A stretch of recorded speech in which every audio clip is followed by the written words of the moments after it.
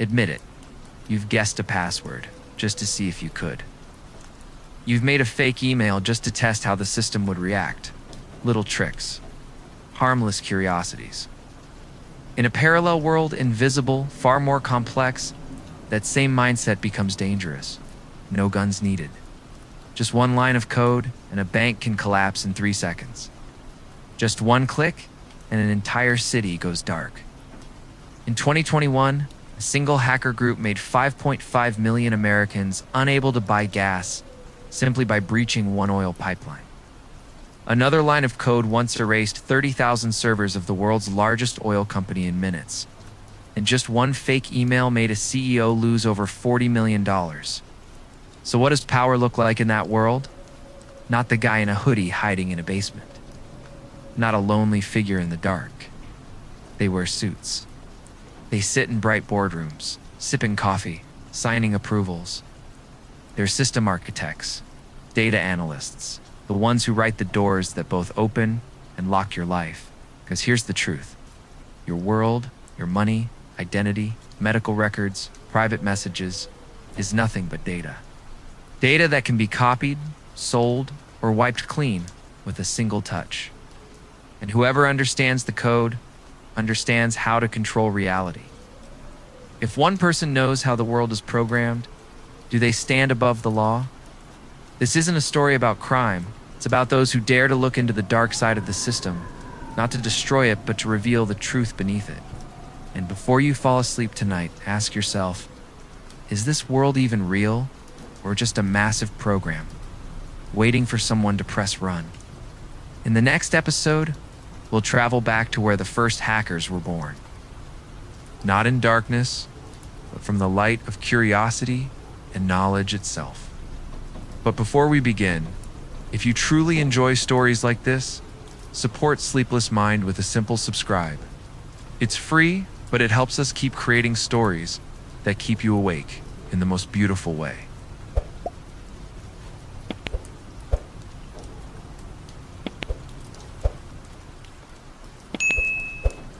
When curiosity was called a crime, the journey of the hacker's birth. Have you ever been so curious that you did something someone told you don't touch? Maybe it was taking apart your dad's old alarm clock to see what was inside, or fiddling with the neighbor's Wi-Fi password just to see if you could. If you've ever felt that curiosity, congratulations.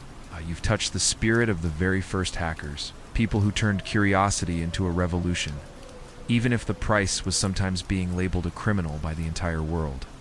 Forget what you've seen in movies, the hackers in hoodies sitting in dark rooms with green screens, or the multi-million-dollar bank heists. We're going to rewind time, back to the days when the word hack was as innocent as a song about creativity. And the story begins in a place no one would expect, a model train club at MIT. Imagine a world with no iPhones, no Wi-Fi, no Netflix. Instead, there are computers as big as an entire room, humming like old trucks, with hundreds of lights blinking like a Christmas tree. This was the late 1950s at the Tech Model Railroad Club at MIT. Here, a group of students and researchers were not only obsessed with tiny trains running on tracks, but also infatuated with the system that controlled them, a labyrinth of tangled wires, clicking switches, and mechanical relays that sounded like a technological symphony. For them, making the trains run smoother, smarter, or do things the manufacturer never intended wasn't just a job. It was a brain-stimulating game. They call these brilliant fixes hacks. A hack back then wasn't about destruction or theft. It was a clever solution that made you slap your thigh and exclaim, "Wow, how did they think of that?" For example, fixing an old radio to get a clearer signal without spending a dime. A hack, speeding up an ancient computer by rewriting its code or modifying its hardware. A master-level hack. A hack was a badge of honor, a compliment for minds that refused to be limited by technology. In that room, filled with the smell of solder and cold coffee, a hacker ethic was born. Not written on paper, but passed down through sleepless nights spent with machines.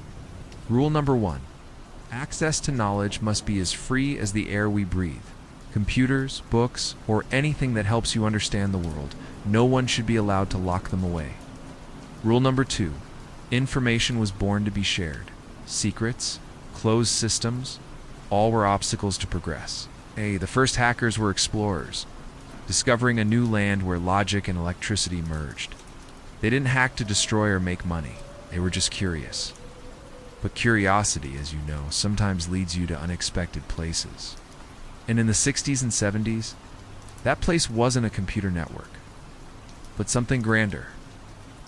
NT's global telephone network, an engineering marvel that connected the world through undersea cables and radio waves. To the hackers, the phone network wasn't just a tool for making calls. It was a massive, seductive puzzle. They were called phreakers, pioneers who turned the telephone system into their personal playground. The story began with a sound surprisingly ordinary. John Draper, a former U.S. Air Force engineer, heard from his blind friend, Joe Ingrescia, who had perfect pitch, that he could whistle at the exact frequency of 2,600 hertz. When Joe whistled into the phone receiver, the AT&T switchboard was brain-hacked, mistaking the signal and allowing free long-distance calls. Draper was thunderstruck. Simple sound could unlock an entire telecommunications empire. He had to try it. And then the fateful moment happened. Not in a high-tech lab, but in a box of Capon Crunch cereal. The company included a tiny toy whistle as a prize, and lo and behold, it produced the exact 2,600 hertz frequency. With that whistle, Draper became Captain Crunch, a legend in the freaking world. He and his peers didn't just make free calls around the globe.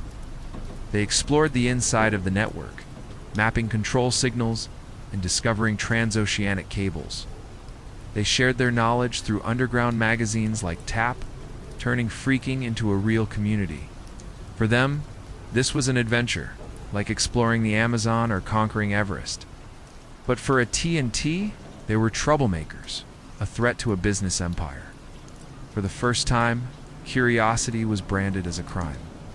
A line was drawn between creativity and violation, and soon, someone would cross that line in a bold way. Among those fascinated by the legend of Captain Crunch were two guys named Steve. Steve Wozniak was a brilliant but slightly goofy and naive engineer, and Steve Jobs, a dreamer with ambitious eyes. Wozniak read an article in Esquire about phreakers and immediately thought, a toy whistle. I can make something better. And so the Blue Box was born, a small, homemade device that could generate all the frequencies needed to control the phone network. Wozniak made the Blue Box just for fun.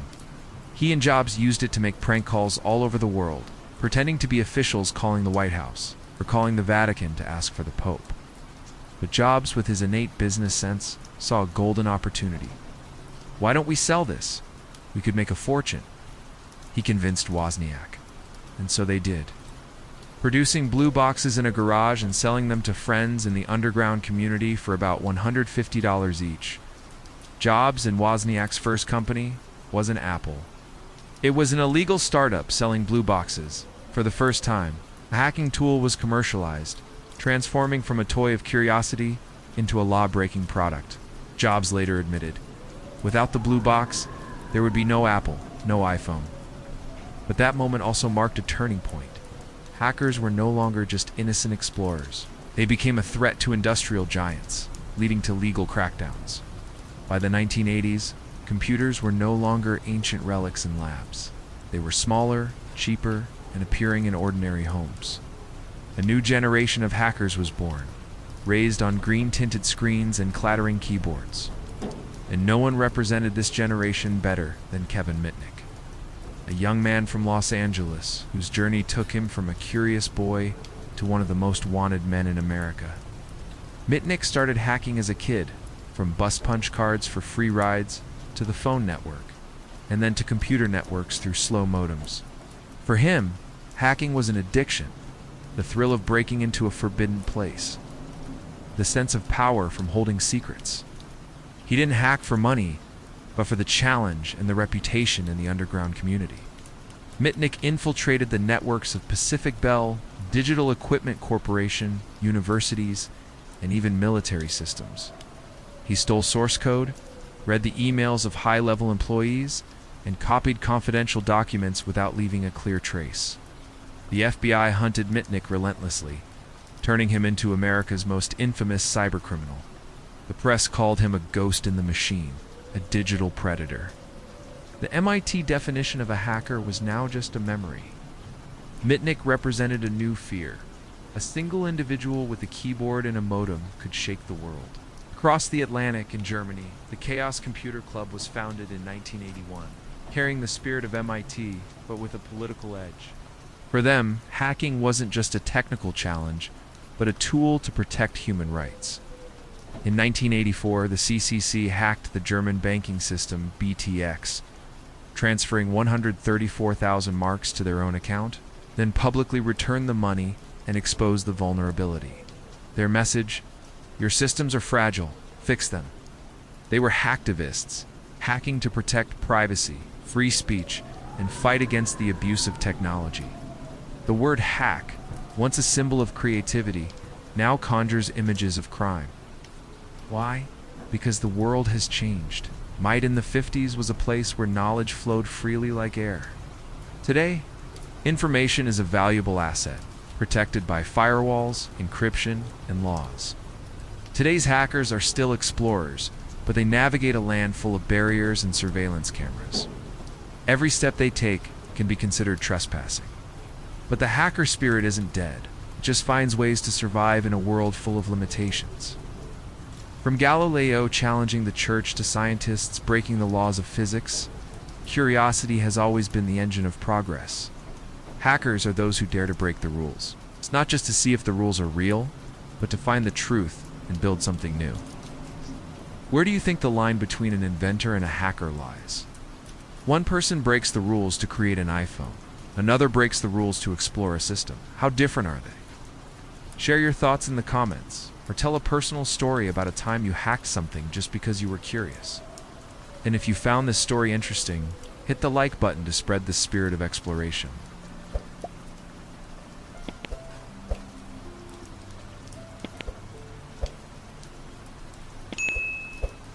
The psychology of breaking. Why we crave to cross limits. Have you ever stood before a door with a sign that reads "Do not enter" and wondered what's behind it? Or have you ever deliberately pressed a button labeled "Do not press" on a device just to see what would happen? If you've ever felt that curiosity, even for a moment, then congratulations, you have touched the primal instinct of a hacker. In the previous part, we saw the journey of the first hackers from the curious minds at MIT to legends like Captain Crunch and Kevin Mitnick. But today, we will dig deeper, looking not just at what they did, but why they did it. What drives a person to risk everything, reputation, freedom, even their future, just to see if a system can be broken? Let's step into the psychology of breaking, where curiosity blends with rebellion, and where every action is a piece of the puzzle of human nature. Imagine you are standing in a white, empty, silent room.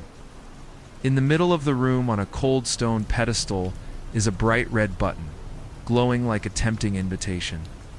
Right below it, engraved in capital letters, are the words, "Absolutely do not press." What would you do? You might hesitate, walk around it, trying to figure out where this button leads. Will a secret door open? Will an alarm blare? Or will nothing happen at all? But the more you look at it, the more you try to resist, the more your fingers itch and your heart beats faster. Your brain starts to paint dozens of scenarios. What if it's a treasure, a fascinating secret, or just a prank? The word forbidden doesn't scare you, it makes you more curious. It creates a void in your mind, an unanswered question, and human nature dictates that we must fill that void. This isn't just a fantasy. Psychologists like Daniel Berline, with his theory of curiosity-driven arousal, have shown that humans are programmed to explore the unknown. Curiosity is a survival instinct, dating back to when our ancestors were hunting. A new path could lead to a food source, but it could also be a predator's den. Those who dared to try, who dared to risk, were the ones who survived and passed on that curious gene. For a hacker, the digital world, with its firewalls, complex passwords, and security systems, is that white room. Every access denied message is a challenge, a red button waiting to be pressed. So what makes pressing that red button so irresistibly attractive? The answer lies in your brain, specifically in a chemical called dopamine. This is the brain's natural drug, the substance that creates a feeling of euphoria every time you discover something new, solve a puzzle, or find a path no one else knows. Think about everyday moments. The feeling when you find a cool coffee shop in a small alley that no one knows about. Or when you discover a little trick in a game that helps you beat a difficult level without grinding. That's dopamine at work, giving you that aha moment the moment you feel smart, special. For a hacker, this feeling is magnified 1,000 times. When they break a security system, finding a tiny flaw to crack open an entire network, it's a series of consecutive aha moments like a surging wave of dopamine. Every line of code cracked, every firewall breached, is a dose of a drug that makes it impossible for them to stop. Imagine a hacker as someone solving an incredibly difficult crossword puzzle. Each correctly filled word is a dopamine hit. When the entire puzzle is complete, the feeling of euphoria is so strong that they are ready to find a harder, more complex puzzle. Hacking is not just a technical act, it's an intellectual addiction. A biochemical loop. A challenge sparks curiosity. Curiosity leads to action, and success brings a dopamine reward, making them crave an even greater challenge. But curiosity and dopamine are only part of the story. To turn the act of breaking into a lifestyle, an ideology, a deeper reason is needed. Let's borrow the words of philosopher Friedrich Nietzsche. Everything that is forbidden is so for a reason. It is forbidden because it benefits the powerful. Replace the church in Nietzsche's words with the system, the technological, governmental, or corporate system. And you have a hacker's manifesto. What is forbidden is not evil. It's something someone doesn't want you to know. Every firewall, every encryption system, every do not access rule is a declaration. There is something valuable here, and only a select few are allowed to know. For a hacker, this is an irresistible provocation. Why is information locked away? Who has the right to decide who knows and who doesn't? In a world where information is power, hiding information is a form of injustice. Hackers don't see themselves as thieves. They see themselves as liberators of information, warriors of transparency, bringing light to the dark corners of power. Think about the times you felt injustice in your life, when your boss told you don't ask, just do it, or when an absurd rule made you angry. Hackers feel the same, but instead of complaining, they act. They test the system not to destroy it, but to verify it. Is this rule really solid? Fair? Or is it just a way for someone to maintain control? Hackers are not a unique phenomenon. They're part of a long tradition. Those who dared to challenge limits to find the truth. Think of Galileo, who was imprisoned by the church for daring to say the earth revolves around the sun. Or urban explorers, who sneak into abandoned buildings to uncover forgotten history. Even a street artist, who turns a dull gray wall into a work of art, is a form of hacker. They bend the rules to create something new. They all share a common motivation, a refusal to accept reality at face value. They believe there is always something deeper, truer, waiting to be discovered. The only difference with hackers is that they operate in the digital world, where every line of code is a rule, every system is a maze, every vulnerability is an opportunity to understand the world more deeply. This is the crucial point.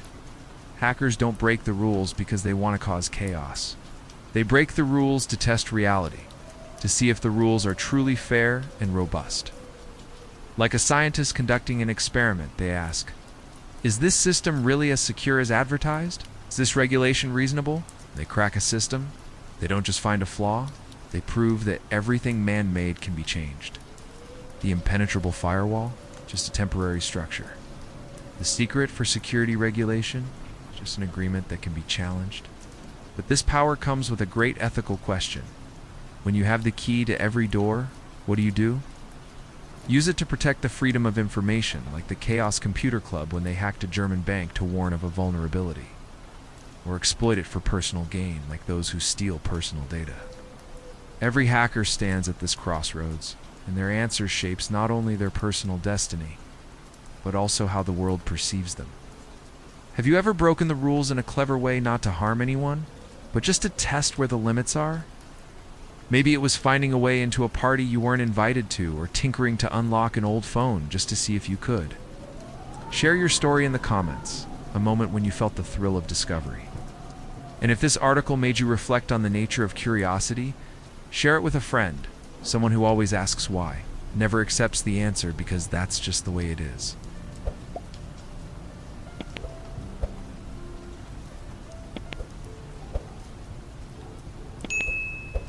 The three colors of ethics: white, black, and gray. In the previous part, we delved deep into the psychology of breaking, where the euphoric rush of dopamine and the philosophical desire to test reality drive hackers to push past all limits. They are not just programmers or engineers, but explorers of the digital world, constantly drawn by the question, what lies behind the locked door? But when someone holds a master key that can open any digital door, the question, why does he want to open it, is no longer enough. Another, deeper, heavier question emerges like a shadow. What will he do after that door is open? How will he use that power? The answer to this question is the thin line between creation and destruction, between protection and plunder, between hero and criminal. It shapes not only a hacker's destiny, but also how society views them, how the law punishes them, and how history remembers them. Welcome to the battlefield of hacker ethics, a world where the concepts of right and wrong are not divided into clear black and white, but are painted in three core colors: white, black, and gray. Three moral shades that reflect the complex motivations of humans in the digital space. The first color, and the one the public knows least about, is white, the symbol of the white hat hacker. They are the silent knights of the digital world, the security experts, the researchers, and the ethical hackers. They possess the same sharp skills, the same intense curiosity, and the same disruptive mindset as any other hacker.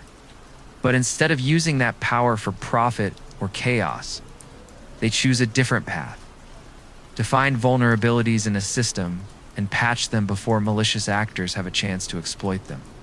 They are the guardians, the engineers of safety in a digital world fraught with risk.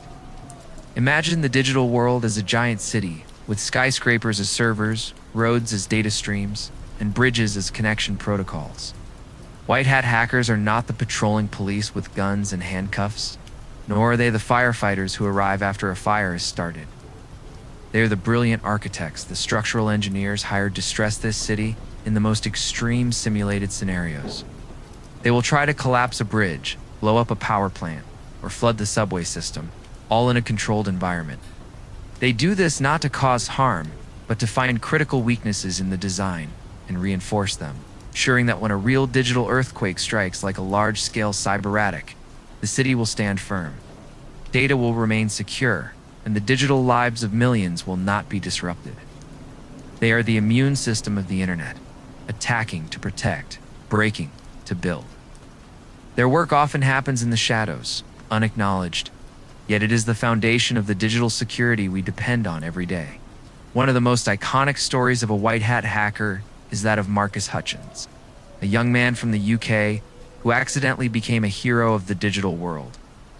In May 2017, a digital storm called WannaCry erupted, a ransomware that spread at lightning speed, locking the data of hundreds of thousands of computers in over 150 countries. Hospitals in the UK had to cancel emergency surgeries. Renault and Nissan car factories had to halt operations. And government systems from Russia to China were paralyzed. WannaCry was not just a spore attack, it was a digital nightmare, causing billions of dollars in damage and sending the world into a panic.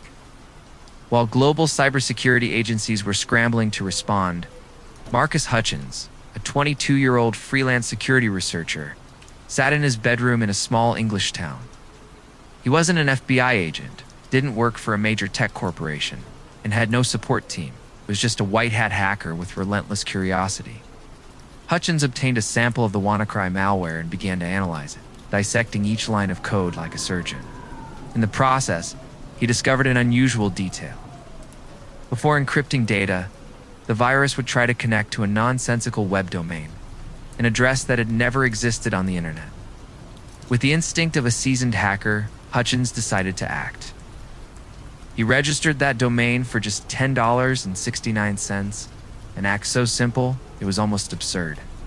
His initial goal was just to track how the virus was spreading, to collect more data for research. But something miraculous happened. That domain turned out to be the kill switch that the creators of WannaCry had accidentally hard-coded into their malware. As soon as the domain was activated, the virus received a signal and immediately stopped spreading, as if a nuclear bomb had been defused at the last second. With just $10 and a moment of ethical curiosity, Marcus Hutchins halted the most dangerous cyber addict in the world at that time. He didn't ask for fame, didn't demand a reward, and didn't seek recognition, just did his job. Understanding how a system works, discovering its weaknesses, and protecting the digital world. That is the color white, the color of protection, of responsibility, and of silent dedication. But on the opposite end of the ethical spectrum lies a much darker, more frightening color, black, the symbol of the black hat hacker. They are the embodiment of every fear modern society attaches to the word hacker. If white hats are the architects who reinforce the building, then black hats are the terrorists who plant bombs in the foundation, ready to bring it all down for personal gain. They see a vulnerability in a system not as a problem to be fixed, but as an opportunity to profit, to cause chaos, or to assert their ego. The motivations of black hat hackers are diverse. Money is a primary factor. From stealing credit card information to spreading ransomware, fame in the underground world where they are hailed as kings of the dark, power like cyber spies selling national secrets to rivals, or sometimes simply the sick pleasure of watching the world burn, of seeing millions panic because of their actions. They don't build, they don't protect. They only destroy, exploit, and leave behind a trail of wreckage. A classic example of the black hat mindset is the hacker group known as Lizard Squad, which caused one of the most infamous cyber attacks on Christmas Day 2014. Millions of people around the world, mostly children and teenagers, eagerly unwrapped their tech gifts, brand new PlayStation 4 or Xbox One consoles, ready to dive into the world of online gaming. But when they connected to the network, they were met with a shock. Both Sony's PlayStation Network and Microsoft's Xbox Live were completely down, inaccessible. Millions of gamers were disconnected, online matches were canceled, and Christmas joy turned into frustration and disappointment. The culprit was Lizard Squad. Using a massive distributed denial of service attack, they overwhelmed Sony and Microsoft's servers by sending a huge volume of fake traffic, causing the systems to crash. What was their motive? Not to expose a shocking truth, not to fight for a noble cause. According to their boasts on Twitter, the act was simply for the lulz, for the fun of it, for the chaos, and to promote the DDoS attack tool they were selling on the black market. Turned a holiday for millions of families into a mess. It's just to satisfy their egos and make a little profit from selling a tool of destruction. Lizard Squad's actions are symbolic of the color black, the color of selfishness, of destruction for personal gain, and of a lack of responsibility for the consequences. They didn't care about the people affected, the joys stolen, or the millions of dollars in economic damage the companies had to bear. For them, the digital world was just a playground to show off their power, even in the most destructive way possible. White and black seem like clear extremes: protect or exploit, hero or villain. But most of the digital world, much like real life, doesn't exist at these two poles. It lies in a vast, ambiguous, and controversial space, the land of the gray hat hacker. They are the most complex characters, the hardest to define, and the ones who most clearly reflect the moral turmoil of the digital age. A gray hat hacker is a chaotic neutral, not strictly adhering to the rigorous ethical code of a white hat, but also not having the clear malicious intent of a black hat. They operate in a space where law and ethics don't always align, where the line between right and wrong becomes blurred, dependent on context and perspective. A gray hat might hack into a company's system without permission, an illegal act with shades of black hat, but instead of stealing data or causing damage, they inform the company of the vulnerability, sometimes requesting a bug bounty fee as a reward. They are not hired security professionals, not working under contract or legal obligation. They are also not thieves or vandals. They're something in between, individuals acting on personal motivation, but who still bring a benefit to the system, even if their methods may violate laws or norms. But the gray area becomes even more complex when it moves beyond corporations and touches on larger issues: ideology, politics, and global power. This is the domain of hacktivists, hacker activists who use their skills to fight for a cause, regardless of how that cause is perceived. The most notorious hacktivist organization is probably Anonymous, a phenomenon unlike any other in history. Anonymous is not a fixed group with a clear leadership structure. It is an idea, a symbol, a loose collective of individuals from around the world, acting together under a common name and the Guy Fawkes mask symbol. They have carried out cyber attacks against governments that suppress free speech, corporations accused of corruption, and religious organizations seen as abusive, like the Church of Scientology. Some of their notable campaigns include taking down government websites in Tunisia during the 2011 Jasmine Revolution, or attacking major financial institutions to protest economic injustice. Anonymous sees itself as digital warriors fighting for free speech, privacy, and transparency.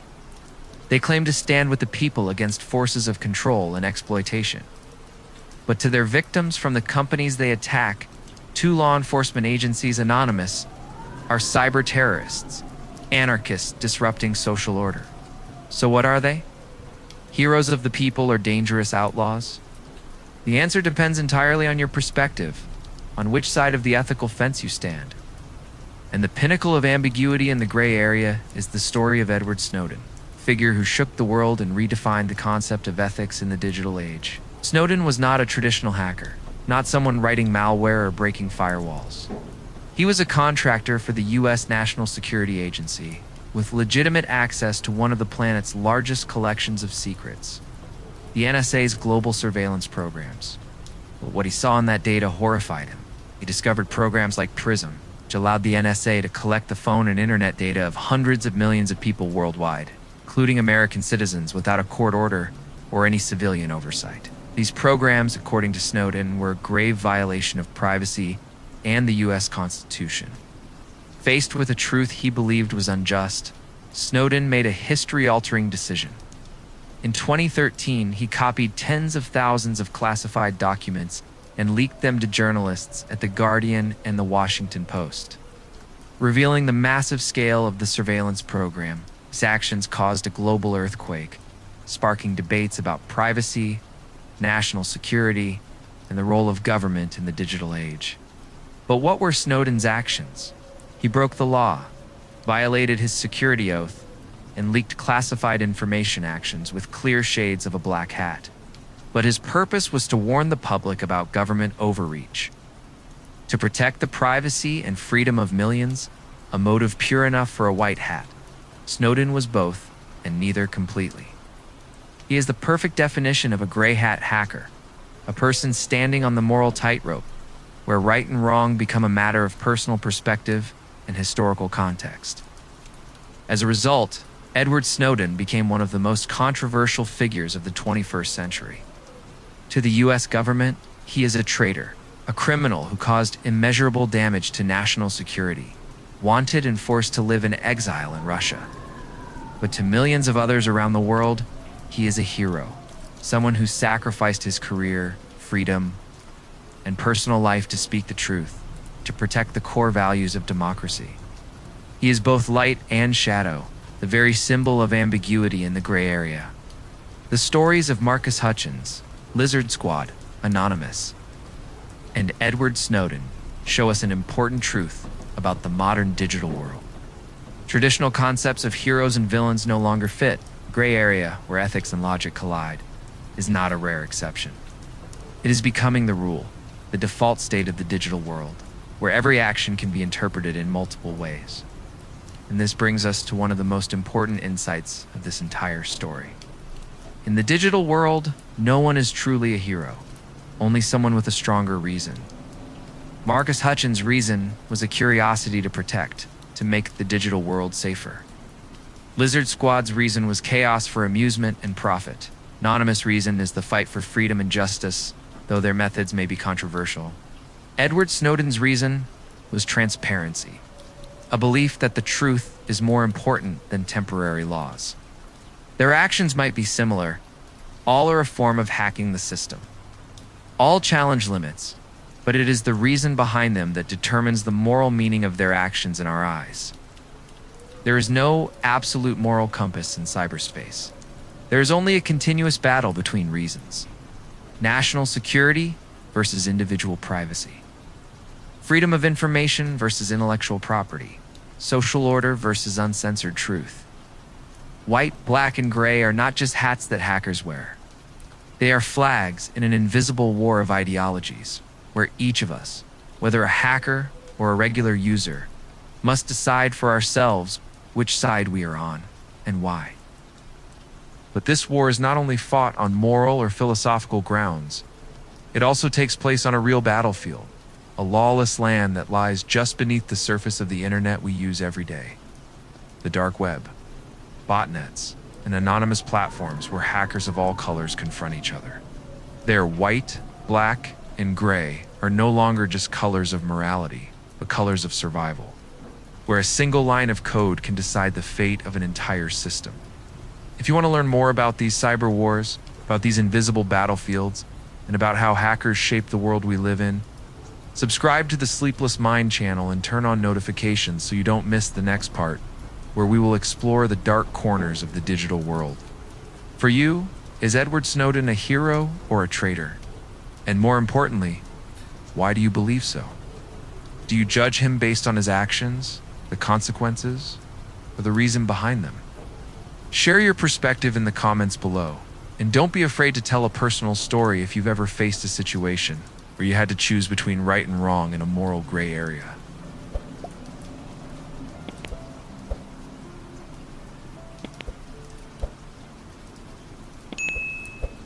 The invisible battlefield, dark web, and cyberwars.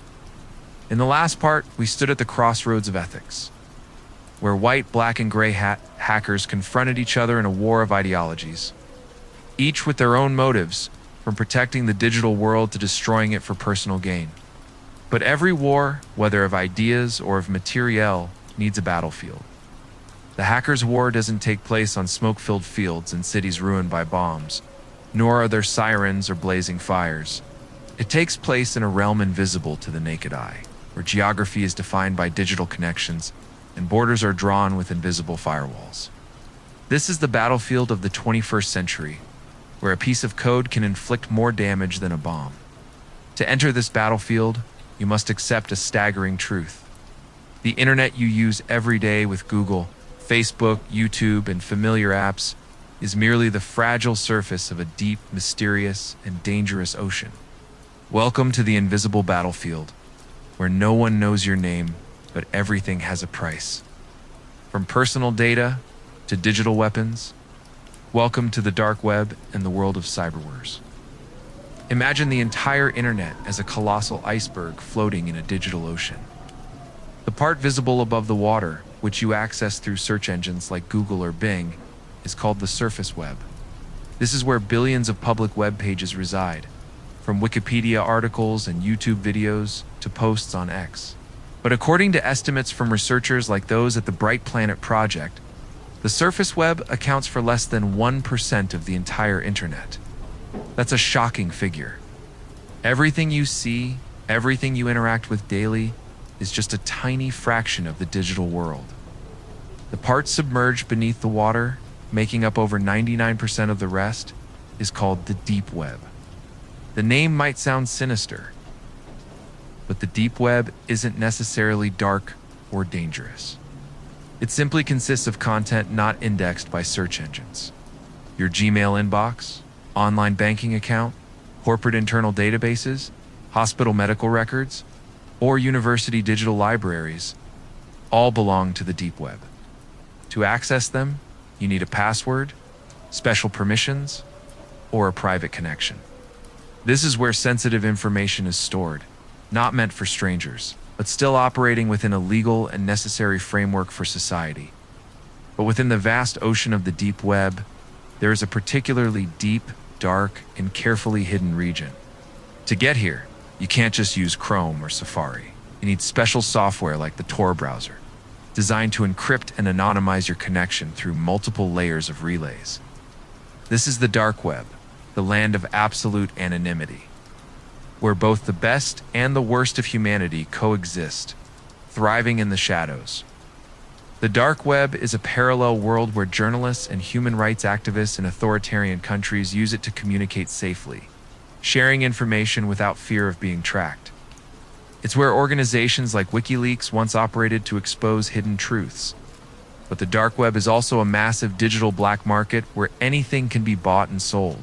Stolen credit card data, hacked bank accounts, weapons, illicit substances, and even more terrifying illegal services. More importantly, the dark web is where cyber warfare tools are traded, perfected, and deployed. It is the armory of the invisible battlefield, where hackers of all colors, white, black, gray, find tools, share knowledge, or confront each other in the darkness. And this war began long before the public realized it. One of the opening shots, a digital bomb that changed the nature of warfare forever, was named Stuxnet. Around 2010, at Iran's Natanz uranium enrichment facility, one of the most heavily guarded places on Earth, scientists began noticing something unusual. The centrifuges, high-tech machines spinning at supersonic speeds to enrich uranium for the nuclear program, were consistently failing at an alarming rate. But the strange thing was, the control systems reported everything as normal, as if nothing was wrong. Thousands of centrifuges were self-destructing, and no one knew why. The culprit was Stuxnet, a computer virus unlike anything seen before. Stuxnet was not an ordinary piece of malware written by an amateur hacker in a basement. It was a military-grade digital weapon, believed to have been jointly developed by the United States and Israel, involving experts from intelligence agencies like the NSA and Mossad. Its target was highly specific: to slow down Iran's nuclear program without resorting to a conventional military strike.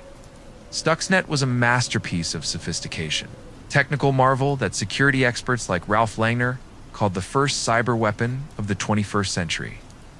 It didn't spread over the internet like typical viruses, but via USB drives, allowing it to infiltrate air-gapped systems, networks completely isolated from the outside world. Once inside, Stuxnet acted like a perfect spy.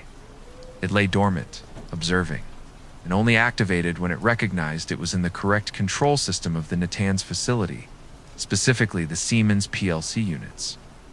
When activated, Stuxnet performed a deadly dance, secretly commanded the centrifuges to spin faster or slower than safe limits, causing them to vibrate and tear themselves apart from the inside. Simultaneously, it sent false signals back to the control room, showing that everything was operating normally. The result? Iranian engineers were baffled, unable to find the cause, while their nuclear program was set back for years without a single shot being fired. Stuxnet was a historical milestone. It was the first widely recognized proof that a piece of code could cross the boundary between the digital and physical worlds, causing physical destruction equivalent to bombs and missiles. It ushered in a new era where war is fought not only on land, sea, or in the air, but also in cyberspace. A new truth was established. In the past, war needed bullets. Today, it only needs a line of code. If Stuxnet was a smart bomb aimed at military targets, the next generation of digital weapons is more personal and therefore more terrifying. They don't target nuclear plants or national infrastructure. They target you directly, the phone in your pocket, your most intimate secrets. One such weapon is named Pegasus. Pegasus, developed by NSO Group, an Israeli tech firm, is a piece of spyware marketed as a tool exclusively for governments to combat crime and terrorism. But in reality, as reports from Citizen Lab and Amnesty International revealed, Pegasus has been used to target journalists, human rights activists, lawyers, and even opposition politicians in many countries, from Mexico to Saudi Arabia. What makes Pegasus so terrifying is its zero-click capability. Unlike typical malware that requires the victim to click on a link or download a suspicious file, Pegasus can infect your phone without any interaction, simple invisible iMessage, a missed WhatsApp call, or even a vulnerability in the operating system is enough for Pegasus to infiltrate. Once inside, it turns your phone, your most personal and intimate belonging, into a 24/7 surveillance device. Pegasus can read all your messages, emails, and browsing history. It can listen to all your calls, activate the camera and microphone to record every moment of your life, from private conversations to moments you thought you were alone. It can track your location in real time, knowing where you go, who you meet, and what you do. Pegasus is not just spyware. It is the embodiment of a new philosophy of power in the digital age. Control without prisons, without armies, just a connection. The Pegasus scandal, exposed in 2021 through the Pegasus Project investigation, shocked the world. It showed that the cyber battlefield is not just a confrontation between nations, but also a war between the state and the individual, between power and freedom. A tool like Pegasus can be used to protect security, but it can also be abused to suppress voices, crush dissent, and control society invisibly. Stuxnet and Pegasus are just two prominent examples in a digital Cold War that is silently raging every day. With a scale and complexity far beyond the imagination of the average user, cyber attacks between the US and China, Russia and Western countries, Israel and Iran, and even among allied nations are constant and relentless. These are not battles publicized on television. There are no declarations of war or peace treaties. They are invisible skirmishes aimed at gaining an advantage, stealing trade secrets from tech corporations, spying on military programs, or probing critical infrastructure like power grids, financial systems, and telecommunication networks. The soldiers in this war don't wear uniforms or carry guns. They're government-sponsored hackers, elite cyber warfare units like Israel's Unit 8200, Russia's Fancy Bear Group, or the anonymous teams of the NSA. They sit behind keyboards in secret bases, writing code, exploiting vulnerabilities, and deploying digital weapons. A failure in this war isn't just data loss. It could mean a nationwide blackout, a stock market crash, or a manipulated election. And in this war, the ultimate prize is no longer territory or natural resources in the traditional sense. The prize is data, the most valuable resource of the 21st century, dubbed the new oil by economists at The Economists. Every moment you live in the digital world, every Google search, every post on X, every WhatsApp message, you are creating data. Data about your interests, habits, relationships, and even your deepest secrets. On this invisible battlefield, data is ammunition, the currency of power, the ultimate weapon. This is another core insight from Sleepless Mind. True power doesn't need to be seen. It only needs to be connected. A nation, a corporation, or a hacker only needs to get your data to hold power over you. It can predict your behavior, manipulate your decisions, or use information to apply pressure. In the digital world, control over data is control over the future. The invisible battlefield of the dark web and cyber warfare is no longer science fiction. It is the reality of the 21st century, where a line of code can shake a nation and a small vulnerability can lead to a global catastrophe. The dark web is the black market that supplies the weapons from malware to spyware. Stuxnet and Pegasus are examples of the power of these weapons. And the silent conflicts between nations are proof that warfare has changed forever. But the bigger question remains. When war can be waged in silence, without smoke and fire, are we in the midst of a third world war without even knowing it? Are the continuous cyber attacks, from stealing the data of millions to paralyzing infrastructure, signs of a new global conflict where there is no clear line between peacetime and wartime? If you're curious about how data becomes a weapon, how cyber attacks shape global power, and the future of the digital world, hit the subscribe button for the Sleepless Mind channel and turn on notifications so you don't miss the next part, where we will explore the role of data in this invisible war. And now, let's ponder this question. When war can be waged silently through digital networks, do you think a third world war could be happening right now without us realizing it? Share your theories in the comments below.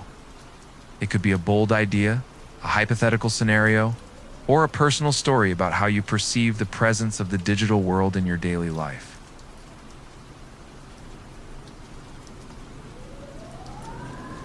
The billion-dollar breach, when data is the new currency.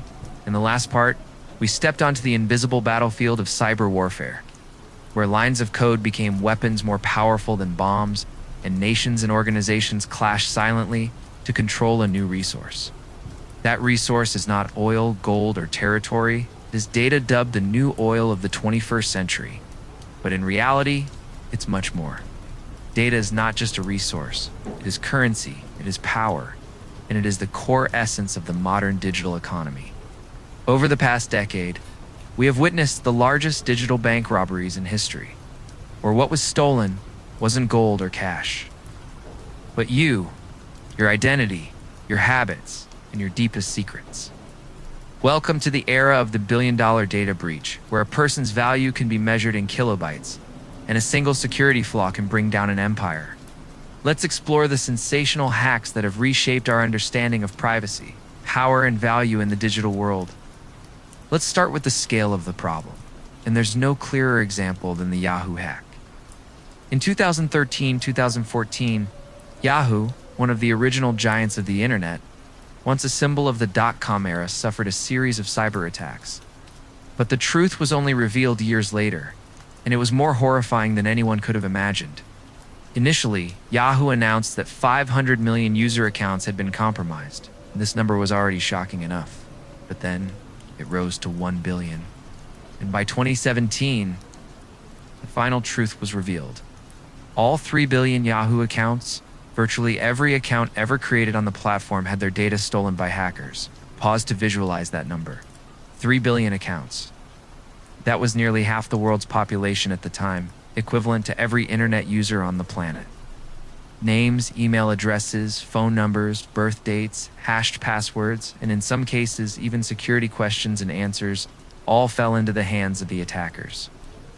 This wasn't just a data breach. It was a digital census on an unprecedented scale. A massive repository of human identity was stolen, becoming an invaluable resource for scammers, cyber spies, and financial criminals for years to come. The consequences of the Yahoo hack weren't just spam emails or phishing attacks. It created an underground market on the dark web where personal data was bought and sold like a commodity.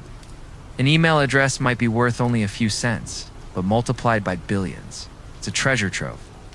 Furthermore, the hack shattered trust in tech giants, showing that even the biggest companies were vulnerable.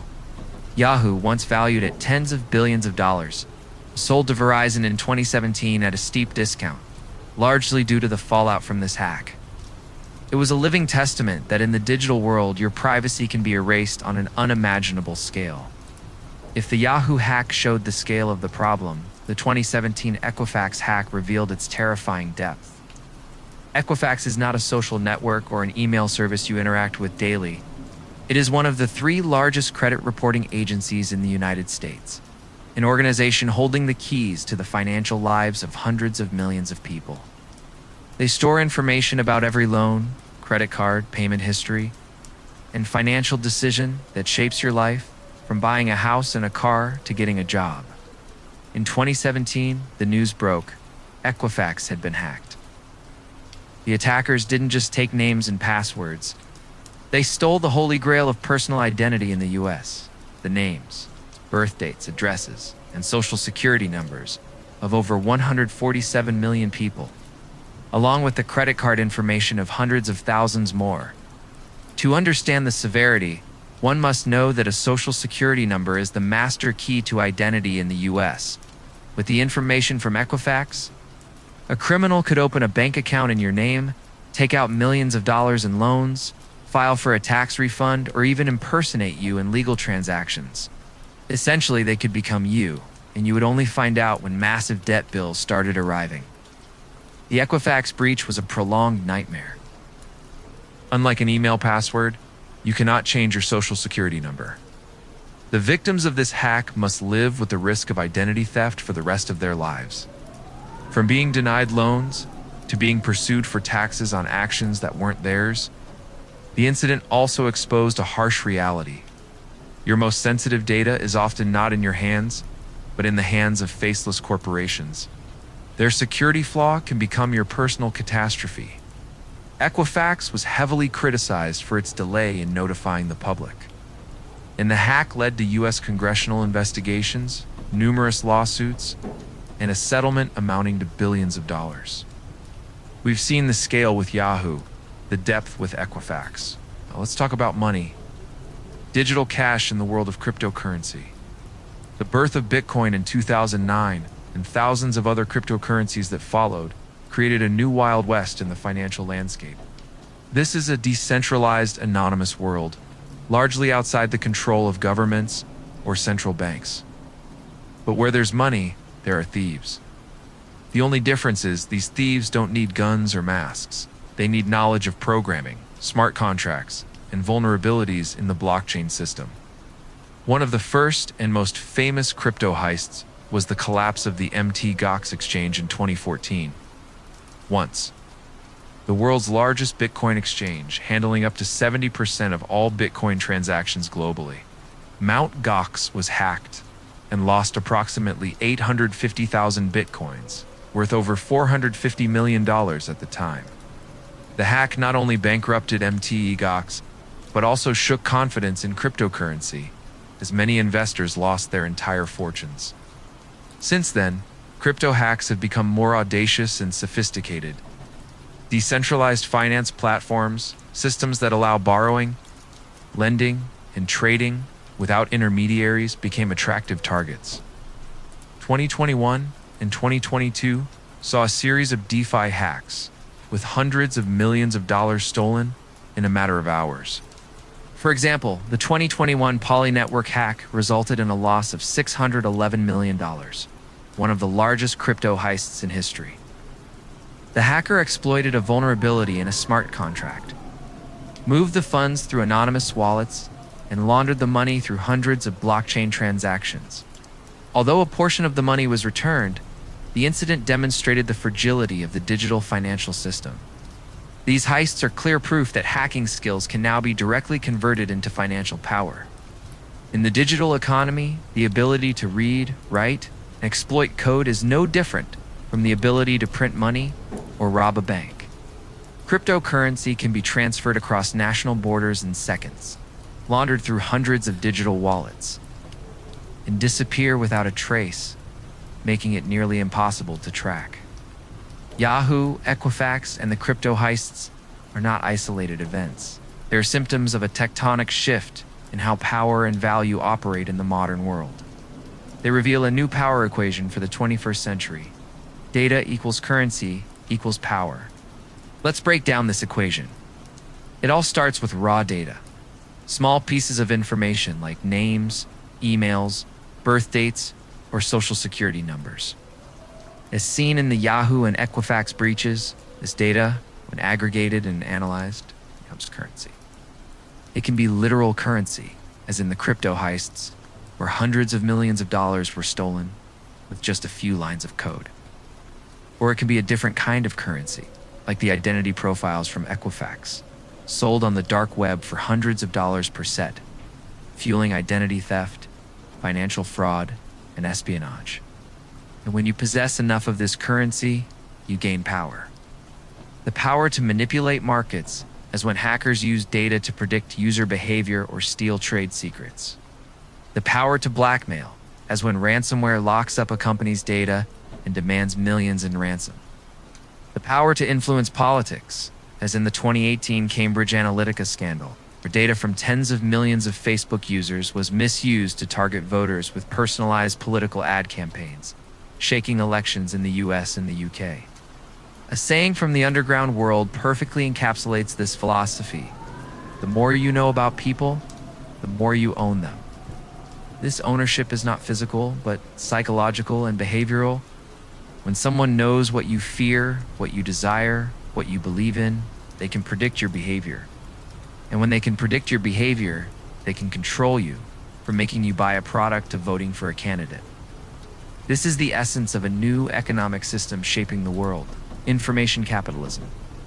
In this system, the commodity is not steel, wheat, or tangible goods. The primary commodity is the pieces of your personal life, data about your habits, interests, relationships, and even your deepest secrets. Hackers in this economy have evolved from curious explorers or rebels into merchants of information, dealers of power. Black hat hackers become the illegal suppliers, mining data from supposedly secure systems and selling it on dark web marketplaces like Alphabay or Silk Road. A complete identity data set can be sold for $10 to $100, depending on its detail. A zero-day vulnerability in an operating system like iOS can be worth millions on the black market. Black hat hackers provide the raw materials for a global criminal ecosystem, from fraud to industrial espionage. But black hat hackers aren't the only players. The big tech corporations like Google, Meta, Amazon also participate in this game, but in a more legal fashion. They collect your data every day, from your searches and posts to your location history, under the guise of improving services. The tens of pages of terms of service you accept without reading are the contracts allowing them to turn your data into currency, selling it to advertisers or using it to build AI models that predict behavior. In the information economy, you are not the customer of social networks. You are the product they sell. This brings us to a final insight, a truth that might send a chill down your spine as you look at the phone in your hand. We think we are using the internet, but in reality, the internet is using us. Every click, every like, every comment, every video you watch, every location you check into, none of it is a meaningless action. It is you working for free for multi-trillion-dollar corporations. You're generating data, the raw fuel for the information economy. Every action you take is recorded, analyzed, and turned into profit or power for someone else, from advertising companies to intelligence agencies. Hackers, whether white, black, or gray hat, have seen through the nature of this system. They understand that data is currency, and currency is power. But what happens when a hacker with their extraordinary ability to analyze and deconstruct systems begins to turn inward, to look at themselves? What happens when they look into the mirror of chaos and see their own reflection, not just as an explorer or a merchant, but as a part of the very system they once challenged? If this video gave you a new perspective on the value of data and the fragility of privacy, check if your email has ever been leaked in major hacks at the website Have I Been PO'd End? We'll leave a link in the description. It's a free tool that helps you find out if your personal information has been compromised in data breaches. Are you willing to trade your privacy for the convenience of the digital world? Where is your boundary in this information economy? Share your thoughts in the comments. Perhaps a personal experience of when you realized your data was being misused, or a perspective on how we should protect ourselves in the digital world.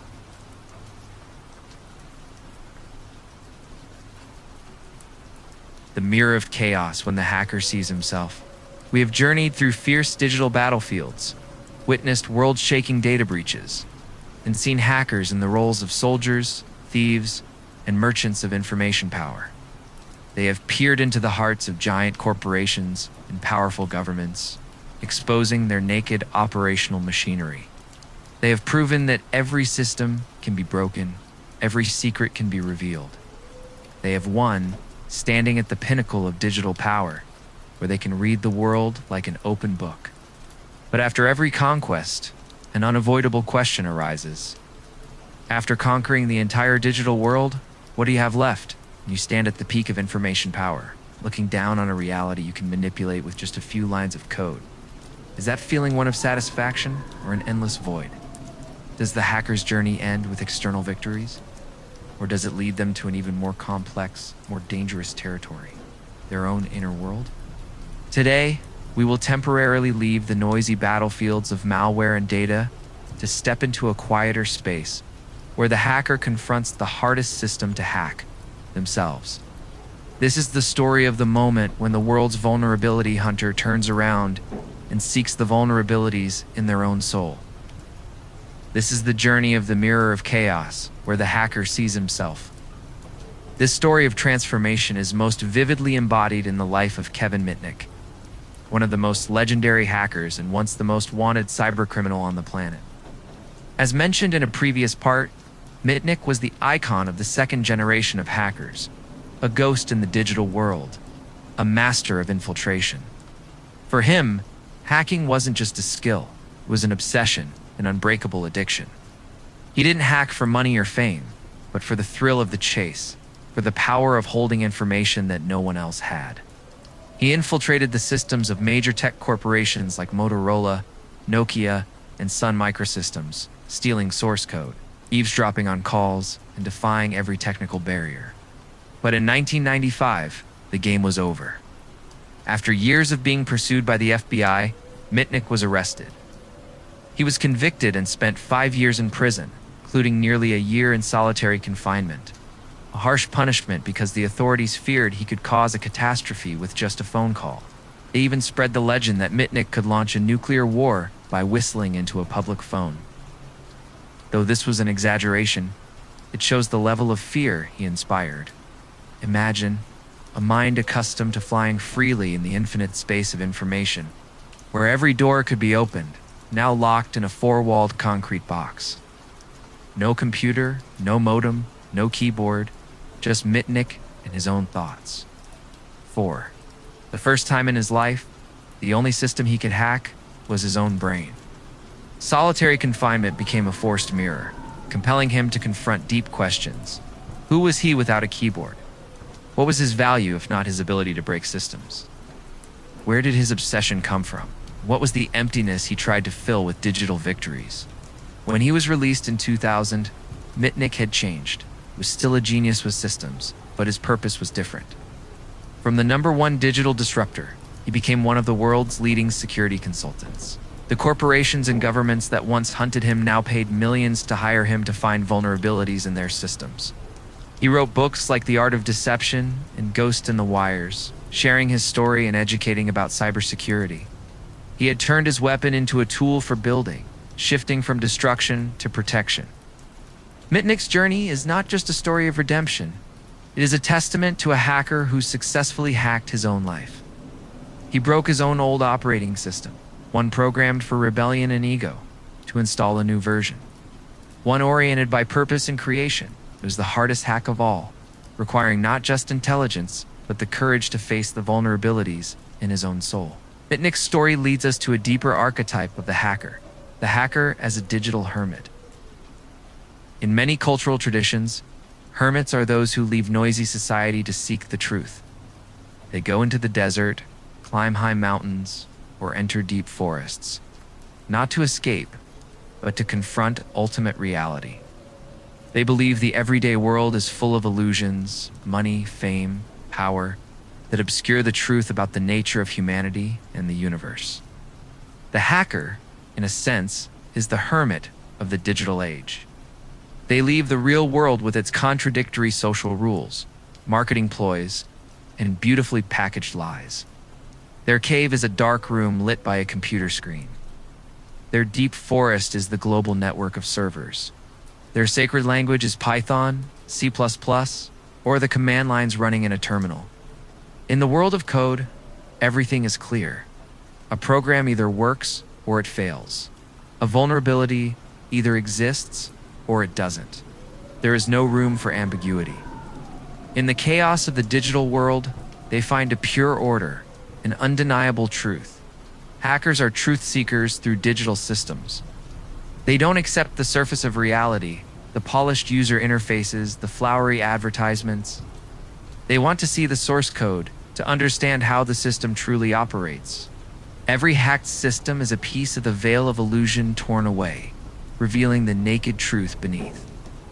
The hacker's quest for truth has a striking resemblance to the concept of Maya in Indian philosophy. Maya is the illusion, the veil that covers reality, making us believe that the material world with its desires and superficial images is all there is, according to this philosophy. The purpose of enlightenment is to tear through the veil of Maya, to see ultimate reality, a truth that transcends the illusions of the senses. Our digital world is a high-tech version of Maya. The smooth user interfaces, the curated posts on social media, the content recommendation algorithms designed to keep you glued to the screen, all are digital illusions, designed to make you believe you are in control, while in reality, you are being manipulated. Tech companies create these shadow theaters where you see beautiful images but never touch the real source code, the raw data, the way the system operates, or how you are being tracked. The hacker in this context is the one trying to tear through the digital veil of Maya. They don't trust the user interface. They want to see the source code, understand the raw data, and know how the system really works. Every vulnerability they exploit, every secret they expose, is a philosophical act, breaking the illusion to get to the truth. They are digital monks, seeking enlightenment in a world of O South and One South. But the journey of breaking illusions always leads to a final destination, a wall that is not on a server, not protected by a firewall, but resides within the hacker's own mind.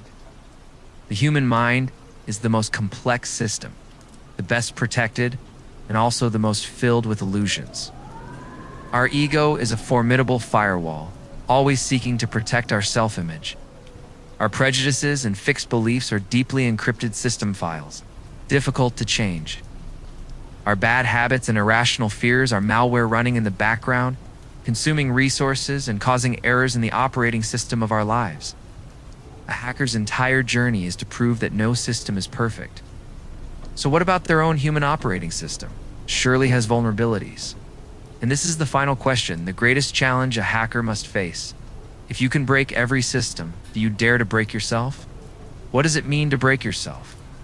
It means questioning the beliefs you've always held as true. It means confronting the dark corners of your personality, arrogance, fear of failure, or an obsession with power. It means removing the masks you wear to hide your weaknesses. It means admitting that you, like every system, are full of bugs. This is the ultimate hack, bringing no fame or money, only truth. A truth that can be painful, but also liberating. The hacker's journey, therefore, is a perfect circle. It begins with curiosity about the external world, systems, servers, data. It leads to conquering those limits, tearing through the illusionary veil of the digital world. And finally, it returns inward, where the hacker must confront the hardest system to hack, themselves.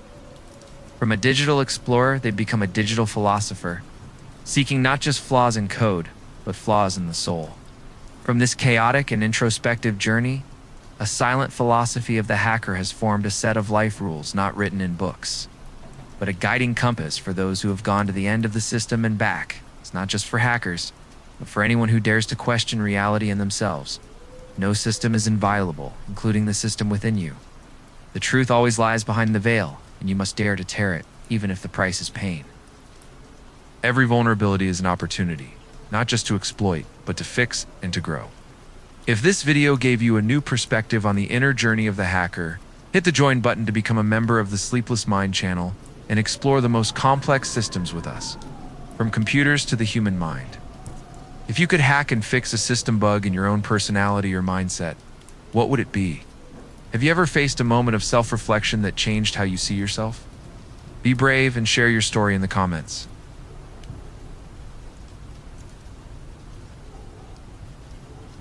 The hacker code, the rules of those who see everything.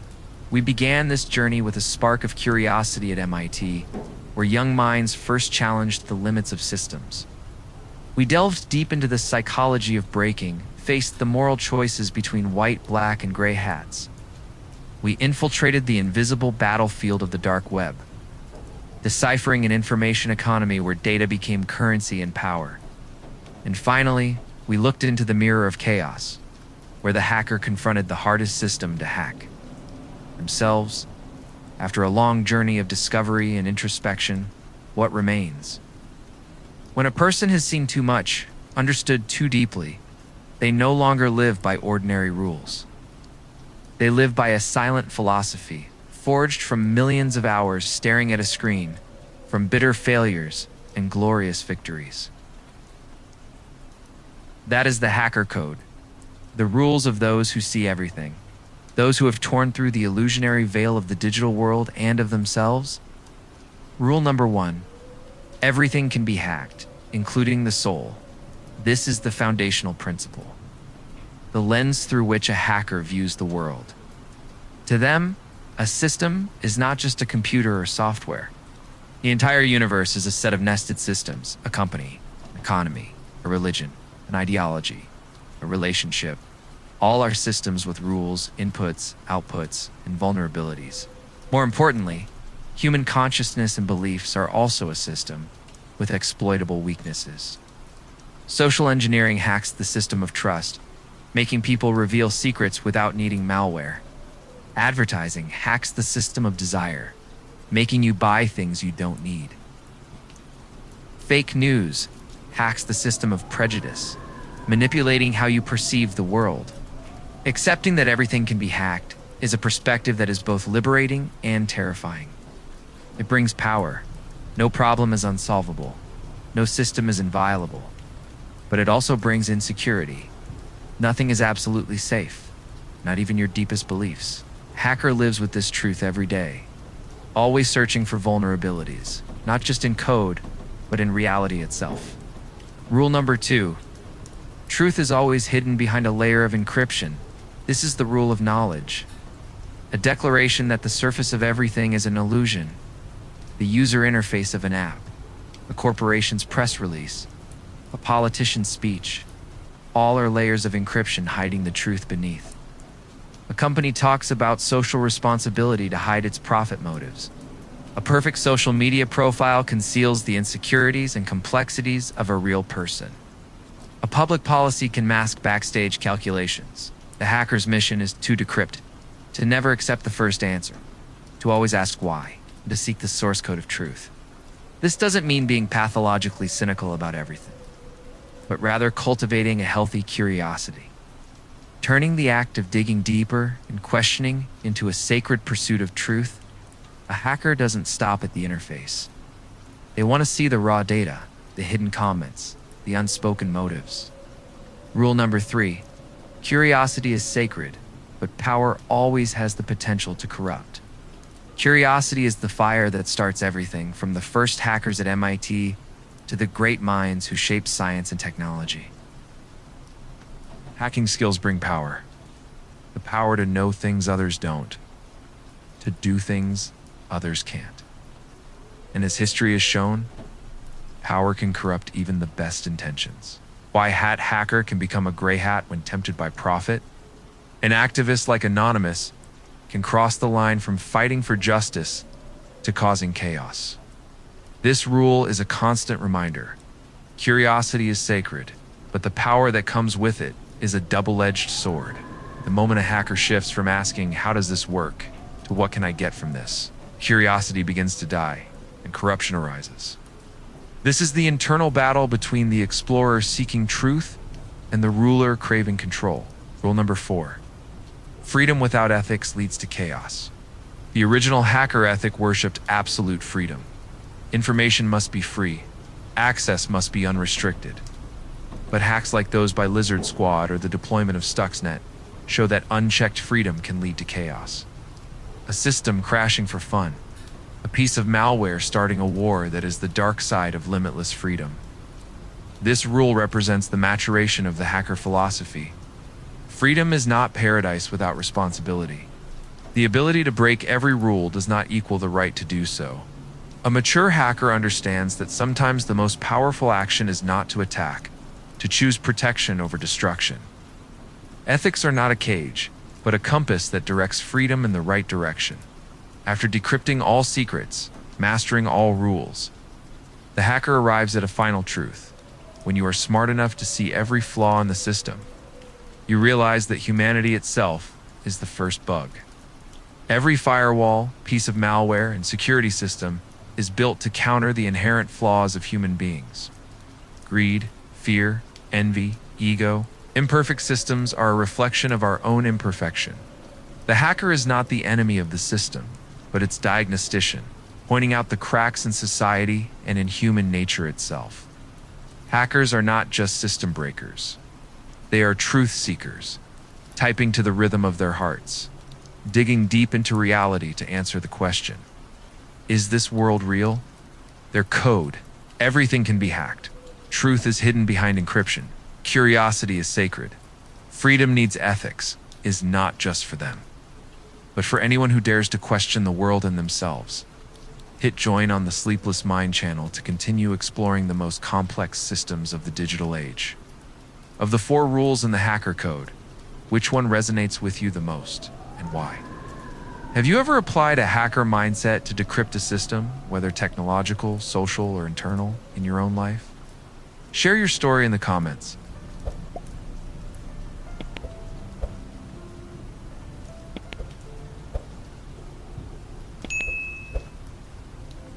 You've crossed the story. You felt every pulse in the dark, and I was there with you, quietly, always. That's why I left behind one last thing. Not to explain, not to impress, just to stay with you a little longer. A song I chose with care, as if tucking you in from across time and space. So go on, lay back, the music knows where to take you.